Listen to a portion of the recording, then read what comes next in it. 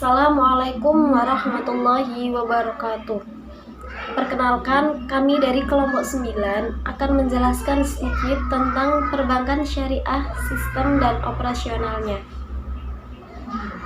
Sebelumnya, perkenalkan, saya Gina Anggraini dan teman-teman saya Siti Aisyah dan Amelia Farisya. Berikut penjelasannya. Pengertian perbankan syariah. Menurut Kamus Besar Bahasa Indonesia, bank diartikan sebagai lembaga keuangan yang usaha pokoknya memberikan kredit dan jasa dalam lalu lintas pembayaran dan peredaran uang. Sedangkan bank syariah adalah lembaga yang berfungsi sebagai intermediasi, yaitu mengerahkan dana dari masyarakat dan menyalurkan kembali dana-dana tersebut kepada masyarakat yang membutuhkan dalam bentuk pembiayaan tanpa berdasarkan prinsip bunga, melainkan dengan prinsip syariah. Sistem perbankan syariah di Indonesia. Pengembangan sistem perbankan syariah di Indonesia dilakukan dalam kerangka dual banking system atau sistem perbankan ganda dalam kerangka arsitektur perbankan Indonesia atau API untuk menghadirkan alternatif jasa perbankan yang semakin lengkap kepada masyarakat Indonesia. Secara bersama-sama, sistem perbankan syariah dan perbankan konvensional secara sinergis mendukung mobilisasi dana masyarakat secara lebih luas untuk meningkatkan kemampuan pembiayaan bagi sektor-sektor perekonomian nasional. Karakteristik sistem perbankan syariah yang beroperasi berdasarkan prinsip bagi hasil memberikan alternatif sistem perbankan yang saling menguntungkan bagi masyarakat dan bank, serta menonjolkan aspek keadilan dalam bertransaksi, investasi yang beretika, mengedepankan nilai-nilai kebersamaan dan persaudaraan dalam berproduksi, dan menghindari kegiatan spekulatif dalam bertransaksi keuangan. Dengan menyediakan beragam produk serta layanan jasa perbankan yang beragam dengan skema keuangan yang lebih bervariatif, perbankan syariah menjadi alternatif sistem perbankan yang kredibel dan dapat diminati oleh seluruh golongan masyarakat Indonesia tanpa terkecuali. Yang selanjutnya adalah jenis-jenis usaha perbankan syariah. Pada perbankan syariah, ada 3 jenis usaha yang dilakukan perbankan syariah, yakni yang pertama adalah penghimpun dana, yang kedua adalah pembiayaan, dan yang ketiga adalah pelayanan jasa. Dalam jenis usaha penghimpun dana, perbankan syariah memiliki 3 produk, yakni pertama adalah tabungan, yang kedua deposito, dan yang ketiga giro.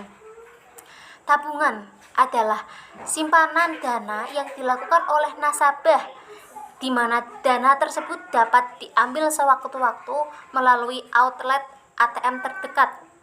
Oleh karena kemudahan ini, maka keuntungan bagi hasil antara perbankan syariah dengan nasabah melalui produk tabungan ini tidaklah besar. Selanjutnya adalah produk deposito.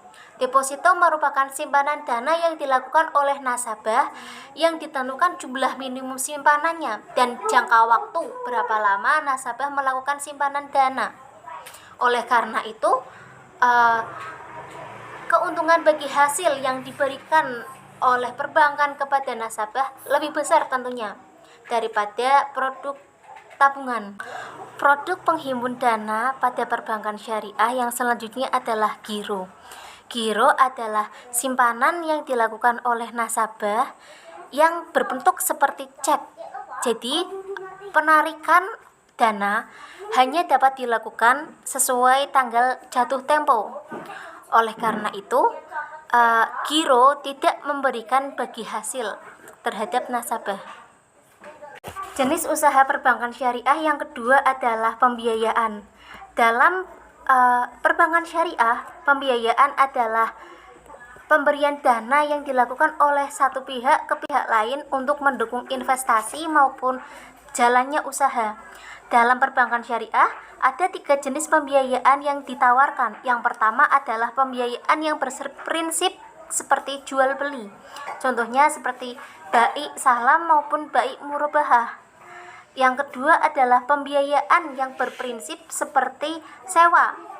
yakni ijaroh. Lalu yang ketiga adalah pembiayaan yang berprinsip seperti bagi hasil, misalnya murabahah dan musyarakah, di mana ketiga jenis pembiayaan ini dilakukan dengan prinsip dan ketentuan sesuai syariat jual beli, sewa maupun bagi hasil.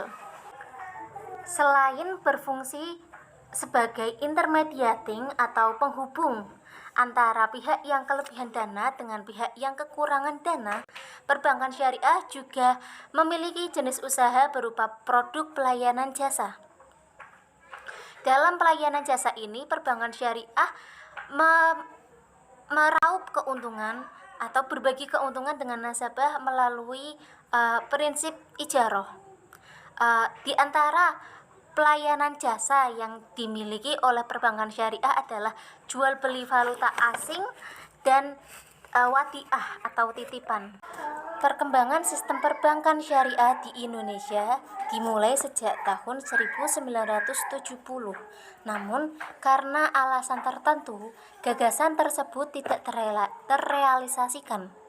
Akhirnya, gagasan tersebut booming kembali pada tahun 1988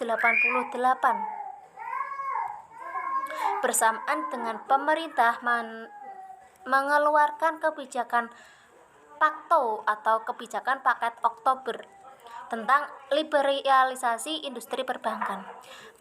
Waktu itu para ulama berusaha mendirikan perbankan namun dengan nol bunga, tanpa bunga.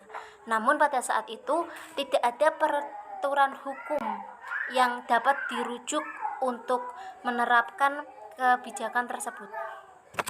BMI atau Bank Muamalat Indonesia adalah wujud perkembangan sistem perbankan syariah di Indonesia yang lahir sebelum lahirnya Undang-Undang Dasar Nomor 7 Tahun 1992 tentang perbankan. BMI atau Bank Muamalat Indonesia ini memiliki keteguhan untuk melaksanakan kegiatan perbankan berdasarkan prinsip syariah Islam dan telah terlaksana pada waktu itu. Beriringnya waktu, lahirlah Undang-Undang Dasar Nomor 7 Tahun 1992 yang mengatur tentang perbankan. Dengan lahirnya undang-undang ini, keberadaan BMI atau Bank Muamalat Indonesia semakin dikuatkan karena masyarakat mulai mengenal dan cenderung memilih perbankan syariah. Selanjutnya, setelah lahirnya BMI, disusul pula kelahiran BPRS atau Bank Perkreditan Rakyat Syariah. Perkembangan bank syariah di Indonesia semakin mencuat. Hal ini diikuti dengan keputusan masyarakat, para pakar, dan para ahli ekonomi yang beralih menggunakan jasa perbankan syariah. Selain itu, pada masa saat ini, perbankan syariah terbukti memiliki keunggulan. Dibuktikan dengan adanya penggabungan Bank BUMN menjadi Bank Syariah Indonesia. Sistem pengawasan bank oleh Bank Indonesia. Dalam menjalankan tugas pengawasan bank, saat ini Bank Indonesia melaksanakan sistem pengawasannya dengan menggunakan dua pendekatan, yaitu yang pertama pendekatan pengawasan berdasarkan kepatuhan atau compliance-based supervision.